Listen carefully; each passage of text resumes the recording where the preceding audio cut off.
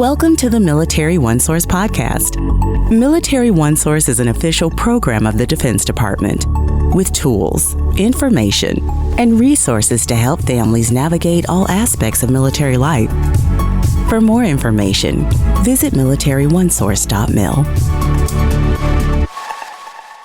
Welcome to the podcast. I'm Bruce Moody. Today we're going to talk about voting, specifically how to request a voting ballot, how to cast your vote, how to meet your voting deadlines, all just critical topics.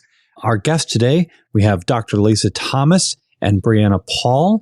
They are with the Federal Voting Assistance Program. Great to have you with us. Welcome to the podcast. Good morning, Bruce. Thank you for having me.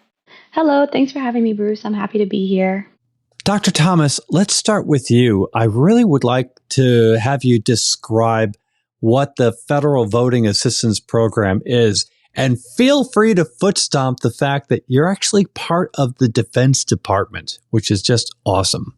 Absolutely. So the Federal Voting Assistance Program is a federally mandated program. It falls directly under the Secretary of Defense. We execute the responsibilities of the President to ensure that our service members, their family members, and overseas citizens are able to vote anywhere in the world. Yeah, you have a whole mission that extends to civilians overseas, but we'll focus today on what the military experience is. You actually have served, and thank you for your service. Tell us a little bit about your experience in uniform, because that included being a voting assistance officer. So voting assistance officer is kind of an extension into the local command for the Federal Voting Assistance Program. How does that work? And what was that like for you?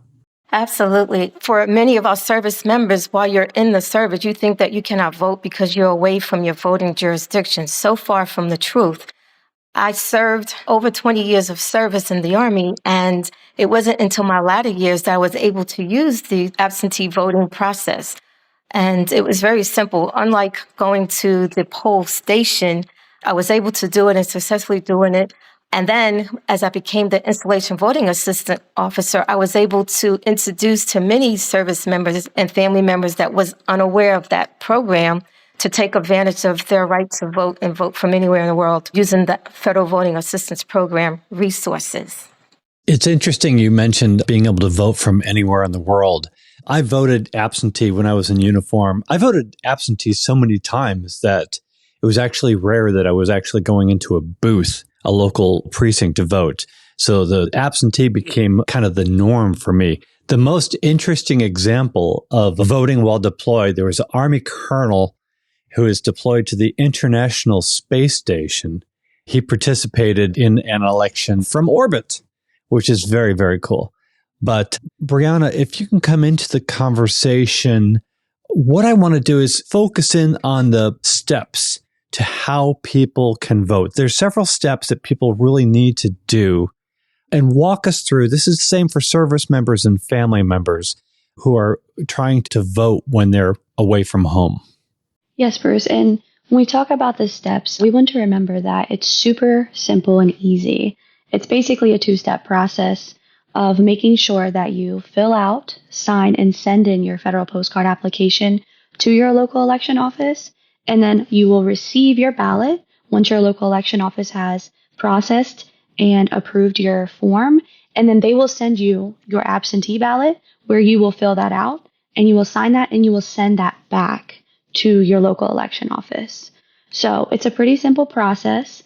We have all of the information that you could be looking for through fvap.gov or fvap.gov. You will be able to find the forms there, as well as the online assistant that you can use to help fill out the federal postcard application, in which you will still need to print out, sign, and send to your local election office. Brianna, let's talk about this a little bit more. Just the importance of this application, where it can be found, and what it really means in the voting process.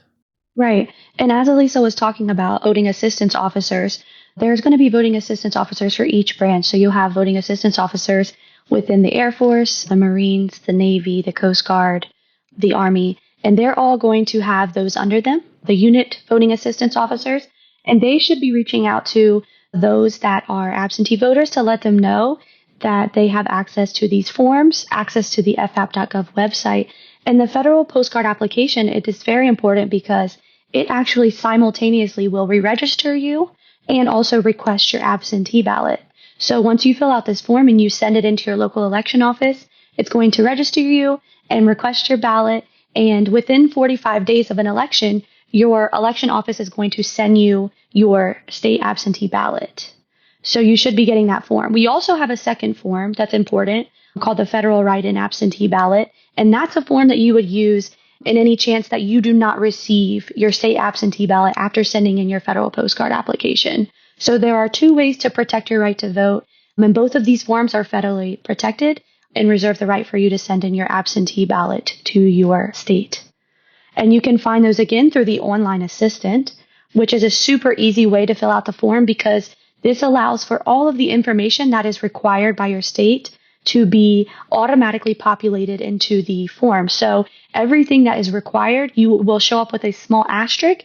And if it's not required, it will not have that.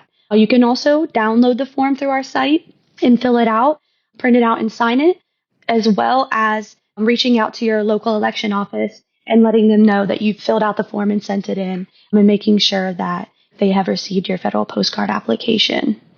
Dr. Thomas, I want to keep this going. Where can I find my election officials' information? And as far as submitting my federal postcard application, the timeline, I just really want to emphasize the importance of meeting the deadlines. How do you know what these deadlines are? And how do you make sure that you're able to meet these deadlines? So FAP.gov, you will go there. It's a very simple website to navigate. It's very simplistic for anyone to maneuver and find information, like your local election office. You can type in your state. It'll populate your state and all of the counties and all of their contact information. It would also provide the date for your deadlines for your state, your forms, whether it be your ballot, your FPCA, or your FWAB, Federal Write-in Absentee Ballot, the deadlines that they need to be sent and received by your state election office. So those would then, again, be found at FAP.gov. And I would stress to start the process very early. Be voters ready and know your status ahead. What's that saying that says the early bird catches the worm? So you want to be that person that you're standing tall and you've received confirmation that your local officials have received your federal postcard application, either your FWAB or your state ballot. That's going to count as your vote in this upcoming presidential election. There we go. Early bird gets the worm. That's good advice. So as we wrap up, I just invite any final words on the topic. I just want to add to Lisa, early bird gets the worm. It's important to remember, too, that once you've sent in your federal postcard application or your FPCA, you can reach out to your election office and make sure about your registration. Make sure that they received your form and that they've processed it. If something is missing on the form, they will reach out to you. But if there isn't anything missing on the form, they may not reach out. So we do recommend that you reach out to your election office and just make sure that they've received your form.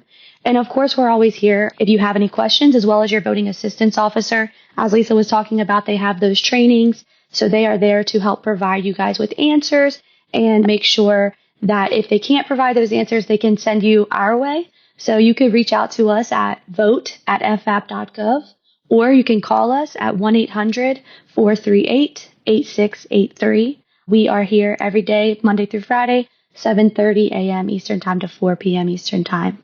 And there we go. We'll leave it there. So we're going to put those numbers and all the links in the program notes. Dr. Lisa Thomas and Brianna Paul, they are with the Federal Voting Assistance Program. Great to have you with us today. Thank you, Bruce, for having us. Yes, thank you, Bruce. It's been a great time. Great to have you with us. And of course, once again, Federal Voting Assistance Program, part of the Defense Department, as is Military OneSource. And we always want to hear from you. We have a link in the program notes. You can send us a comment, a question, an idea for a future episode. And be sure to subscribe to this podcast wherever you listen to your podcasts, because we cover a wide range of topics to help military families navigate military life. I'm Bruce Moody. Thank you for listening. Take care. Bye-bye.